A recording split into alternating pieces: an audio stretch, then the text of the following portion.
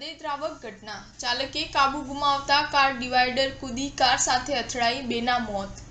Gondal Rajkot national highway પર આવેલા શક્તિમાન company પાસે ધસમસતી આવતી બે કાર વચ્ચે અકસ્માત સર્જાયો હતો, જેમાં એક કારના ચાલક શાપરથી ગોંડલ તરફ જતા સમયે સ્ટીયરિંગ પરથી કાબુ ગુમાવતા હાઈવે પરનું ડિવાઈડર ઠેકી સામેથી આવતી કાર સાથે અથડાતા બેના મોત નીપજ્યા હતા।